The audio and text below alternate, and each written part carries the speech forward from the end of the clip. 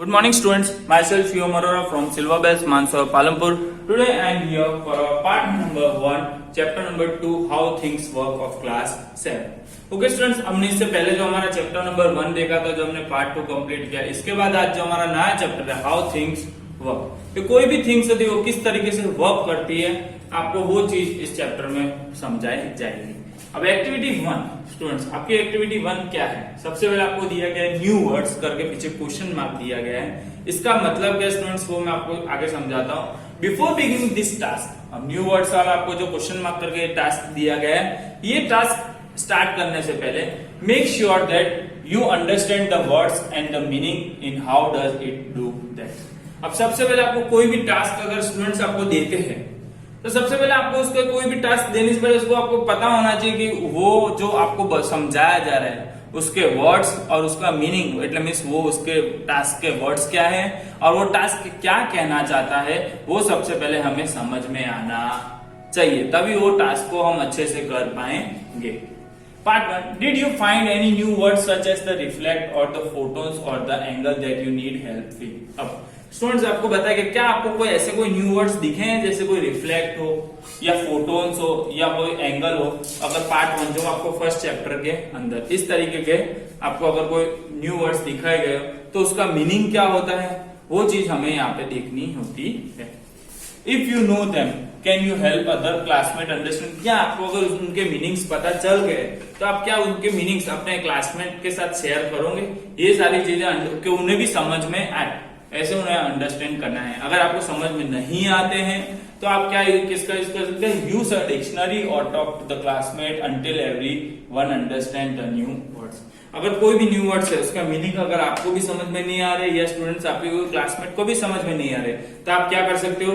Dictionary का भी आप हेल्प ले सकते हो, नहीं तो आप अपने कोई क्लासमेट का हेल्प लेके भी उसका मीनिंग आप फाइंड कर सकते हो, और साथ में क्या कर सकते हो, उसका मीनिंग पूरी क्लास के जो बच्चे हैं उनको भी आप अंडरस्टैंड करवा सकते हो कि इसका एक्चुअली मीनिंग क्या होता है इन वर्ड्स का। ओके, ये आपकी एक्टिविटी है कि आप इन 3 वर्ड्स का मीनिंग ढूंढो स्टूडेंट्स। अगर आपको नहीं मिलते हैं, जैसे कि 3 वर्ड्स कौन कौन से, रिफ्लेक्ट, फोटोन्स एंड एंगल्स, ये आपकी एक एक्टिविटी है जो आपको घर से ढूंढने हैं और आपको इसके मीनिंग्स ढूंढ के अपनी नोटबुक में लिखने हैं। ओके स्टूडेंट्स, इसके बाद जो हमारा एक्टिविटी नंबर 2 है, how does it do that. अब उसका नाम क्या है? How does it do that, part 1। अब पार्ट 1 क्या है हम देख लेते हैं। Have you ever wondered how the mirror works, क्या आपने कभी वंडर किया स्टूडेंट्स कि मिरर किस तरीके से वर्क करता है? क्या आपने कभी इमेजिन किया, क्या आपने कभी सोचा है कि मिरर किस तरीके से वर्क करता है?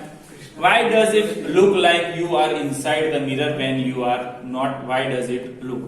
अब ओके, इसमें एक और आपको क्वेश्चन दिया गया, क्या क्वेश्चन दिया गया है? Why does it look like you are inside the mirror when you are not? आपको क्यों ऐसा लगता है कि आप मिरर के अंदर हो बट आप एक्चुअली में उसके अंदर होते हो नहीं? क्यों आपको ऐसा लगता है? Why does it look backwards? क्या हमें वो बैकवर्ड्स इस तरीके से क्यों लगता है? How can the mirror make some things look bigger, अब मिरर किस तरीके से, ऐसा क्यों है कि मिरर, कोई बार हम मिरर के अंदर देखते कई बार ऐसा भी अलग मिरर आता है जिसमें हम छोटे होते बट हमें उसमें क्या बड़ा दिखाता है, ऐसा क्यों होता है? For example a side mirror in some car says, अब जो आपने स्टूडेंट्स कार के पास में साइड मिरर तो इस तरीके का देखा ही होगा। Okay, the object in the mirror are closer than they appear, how can that be. अब उसने बोला कि आप जब भी आप अपने कार चला रहे हो तो स्टूडेंट्स आप जब भी देखते हो कि उस कार के अंदर कोई भी व्हीकल के हमें जो इमेज देखने मिलती है वो व्हीकल हमारे पास में है, इस तरह की बड़ी इमेज हमें क्यों दिखती है, वो कैसे पॉसिबल है? And what about a magnifying glass or the zoom on the camera or the microscope, क्या उसके अंदर कोई मैग्नीफाइंग ग्लास लगा हुआ है, क्या वो जूम ऑन द कैमरा के अंदर है या और माइक्रोस्कोप का इसके अंदर यूज करा गया है? ये हमारे दिमाग में सारे क्वेश्चन रहेंगे।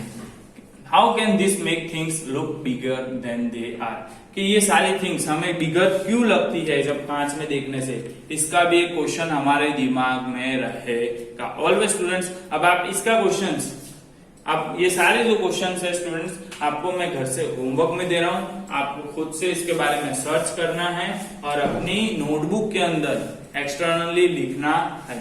ओके स्टूडेंट्स, ये आपका था एक्टिविटी नंबर 2। अब इसके बाद जो हमारी एक्टिविटी आ रही नेक्स्ट वो है एक्टिविटी नंबर 4। वो एक्टिविटी नंबर 4 क्या, how does it do that. Okay, अब एक्टिविटी नंबर 2 क्या है स्टूडेंट्स हमारी, the answer to all this questions are found in how the light works. अब ये जो मिरर का स्टूडेंट्स जो मैं आपको क्वेश्चन बताया उसके सारे आंसर हमें इसके अंदर जो हम पार्ट 2 है हमारा उसके अंदर सारे हमारे को आंसर्स उसके मिल जाएंगे। ये किस तरीके से लाइट हमारी वर्क करती है उस हिसाब से हमारा मिरर भी वर्क करता है। We know that we can only see the things when there is a light, right. Okay, अब हमें पता है स्टूडेंट्स कि हम कोई भी चीज कोई भी थिंग से कब देख सकते हैं, जब जहां पे लाइट होती है तो वहीं पे हम देख सकते हैं, बाकी तो हम देख सकते हैं नहीं। Some things like the light bulb and the fireflies make their own lights, but the most things do not. But कुछ ऐसी थिंग्स होती है स्टूडेंट्स जो खुद की लाइट बनाती है, जैसे कि लाइट बल्ब्स हो या कोई फायरफ्लाइज हो, वो अपनी खुद की उनके पास लाइट होती, बट मोस्टली थिंग्स के पास अपनी खुद की लाइट होती है नहीं। So how do we see them, we see them because they reflect light. अब ऐसी को इसने बोला कि स्टूडेंट जो थिंग्स के पास लाइट होती है वो तो उनके पास खुद की होती है, बट जो थिंग्स के पास लाइट नहीं होती उनको हम किस तरीके से देखते हैं, उनको हम इस तरीके से देखते हैं क्योंकि वो क्या करते हैं, दे रिफ्लेक्ट लाइट, वो हमारी लाइट वापिस से रिफ्लेक्ट करते हैं। The light is energy made of many very tiny parts called the photons. अब यहाँ पे आपको बताया गया फोटोन्स, मैंने आपको पहले ही बताया था एक्टिविटी नंबर 1 के अंदर कि फोटोन्स का मतलब क्या है।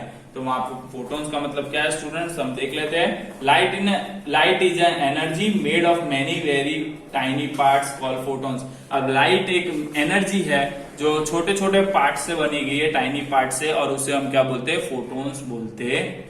Okay, the photons of the light hit things and the bounce back just like a ball does. अब आपने स्टूडेंट्स बॉल देखी होगी, आपके हाथ में बॉल होती है, अब जैसे दीवार पे कभी भी फेंकते हो स्टूडेंट्स तो क्या होता है, बॉल टकरा के वापस आपके पास आती है। तो इसी तरीके से सेम लाइट का भी होता है, राइट। जैसे कोई भी पार्टिकल्स, कोई भी उसके लाइट पार्टिकल्स होते हैं, कोई भी थिंग्स के ऊपर टकराते हैं, वो वापस से वहां पे रिफ्लेक्ट करती है। जैसे आपको यहाँ पे देखने मिल रहा होगा, लाइट यहाँ से जा रही है, वापस से रिफ्लेक्ट होके इस साइड आ रही है, वैसे ही लाइट यहाँ पे आ रही है। रफ पार्ट होगा, अगर स्ट्रेट पार्ट होता है, जो प्लेन पार्ट होता है, जो हार्ड स्मूथ सरफेस, तो उसमें क्या होता है, इस तरीके के एंगल में लाइट आती है। अगर कोई रफ पार्ट हो स्टूडेंट इस तरीके से, तो क्या होता है, उसका कोई एंगल फिक्स नहीं होता, वो कोई भी पार्ट में जा सकती है। जैसे आपको इस तरीके से आपको दिख रही है यहाँ पे। Okay, if the things they hit is a hard and the soft like a mirror, almost all the light position bounce back। मैंने जैसे बताया आपको, अगर हार्ड पोजीशन होगा तो इस तरीके से वो वापस से बाउंस होगी light. Okay, and the photon bounce back to the our eyes, और डायरेक्ट वो कहां पे बैक करेगी, हमारी आइस पे बैक करेगी। If all the photons bounce back, we should something that look just like the surface, but the thing is the soft or not smooth like the blanket. Fears of the photons bounce back and they bounce back at the different angle। अब जैसे मैंने आपको बताया, कोई student जैसे कि अगर plane part है तो उसमें क्या एक ही साइड पे रिफ्लेक्ट करेगी। अगर कोई सॉफ्ट रफ सरफेस है जैसे इस तरीके से, तो वो क्या होगा स्टूडेंट्स, हमेशा आपको कोई भी उसका एंगल फिक्स होगा नहीं, कि वो कोई भी एंगल में लाइट जा सकती है। When the bouncing photons enter on our eyes, we can see the shapes of the things they bounce from। अब आपको जब भी रफ पार्ट में दिया गया होगा तो उस टाइम पे अगर रफ शेप पे क्या होता है कि उस जिस एंगल में आपको रफ पार्ट पे पड़ेगी लाइट, तो उस तरीके की शेप में हमें अलग अलग डिफरेंट शेप में भी हमारे को लाइट देखने मिलेगी। So everything you see is the real just bouncing photons showing your the shapes of the things they hit. अब स्टूडेंट्स आपको कोई भी पार्ट अगर जो उसको वहां पे देखने मिल रहा है वो लाइट के थ्रू, वो हमें किस पार्ट पे डिपेंड है, वो लाइट के ऊपर डिपेंड नहीं है, वो हमारे इस पार्ट के ऊपर डिपेंड है कि वो क्या हार्ड स्मूथ सरफेस वाला पार्ट है या हमारा सॉफ्ट रफ सरफेस वाला पार्ट है। वो जिस तरीके का हमें जो यहाँ से एंगल हमें जो मिलेगा लाइट का, वही एंगल हमें देखने मिलेगा। ओके स्टूडेंट्स, ये था आपका एक्टिविटी नंबर हमारी जो 4 थी, जिसका पार्ट 2 था, जो लाइट वाला सरफेस। ओके, इसके बाद हमारे जो यहाँ पे जो एक्टिविटी नंबर 6 है वो मैं आपको बता देता हूँ क्या है। Look at the picture of the drop of a water. आपको यहाँ पे क्या ड्रॉप ऑफ वाटर की एक पिक्चर दी गई है। वर्क विद द ग्रुप और a partner to use the information, how does it do that. आपको क्या करनी है, एक ग्रुप, ये आपने क्लासमेट्स का ग्रुप बना सकते हो, अलग अलग का 4-4 का ग्रुप लेके एक्टिविटी का, और आपको बताना है कि किस तरीके से क्या वर्क करेगा। तो explain why the cloth under the drop looks bigger than the cloth next to the drop. अगर ये क्लॉथ के ऊपर कोई ड्रॉप गिरता है तो क्यों बड़ा लगता है, किस शेप में, क्यों ऐसा लगता है, वो चीज को आपको सोच के मुझे आपको ग्रुप बना के 4-4 का ग्रुप बना के आप मुझे भेज सकते हो। ये आपकी एक्टिविटी होमवर्क में है, ये एक्टिविटी नंबर 6। ओके स्टूडेंट्स, और आपको साथ ही साथ अपनी जो वर्कबुक, जो टेक्स्ट बुक है, उसके अंदर भी आपको लिखनी है। ओके, अब इसके बाद जो हमारी activity number next activity number 7, usually umbrella keeps people dry, but a little girl in the Japan invent an umbrella that sprays water on the person who carries it.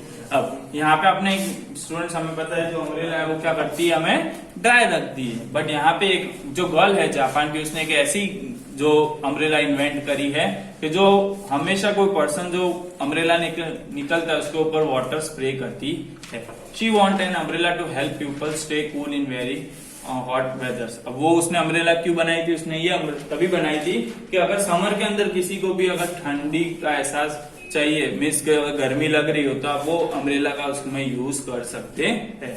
The people who walk outside in the sun like the little girls idea and by the raining umbrella. अगर जो people है जो गर्मी में बाहर काम करते, अगर उनको ये अम्ब्रेला हेल्पफुल हो सकती है कि वो ये अम्ब्रेला यूज कर सकते हैं। The raining umbrella was invented to solve a problem. What was the problem? अब उनने क्या प्रॉब्लम तो सॉल्व करने के लिए ये अम्ब्रेला बनाई थी। अब प्रॉब्लम क्या थी वो आपको स्टूडेंट्स खुद से यहाँ पे एक्टिविटी में आपको होमवर्क में लिखना है। ये मैं आपको होमवर्क दे रहा हूँ, एक्टिविटी नंबर 7। ओके, अब यहाँ पे आपको स्टूडेंट्स एक और स्टोरी आपको दी गई है एक्टिविटी नंबर 10 में, जो आपको मैं होमवर्क दे रहा हूँ। वो क्या है, right a story about a children who invent something and share your stories with your class. How many invention did your class invent. अब आपको एक स्टोरी में आपको दे रहा हूँ, कोई भी अगर स्टूडेंट है जो चाइल्डहुड में किसी ने इन्वेंट किया है तो उसके बारे में आप लिख सकते हो यहाँ पे 5 to 6 लाइन्स में, या आपने कोई क्लास में, जैसे आपने लास्ट से एक ईयर पहले जो आपने साइंस फेयर करा था, आपने अगर उसमें क्या चीजें इन्वेंट करी थी, आप वो चीज भी इसके अंदर यहाँ पे लिख सकते हो। ओके स्टूडेंट्स, ये भी आपका होमवर्क में है और यहाँ पे आपका ये चैप्टर होता है finish. Okay students, thank you.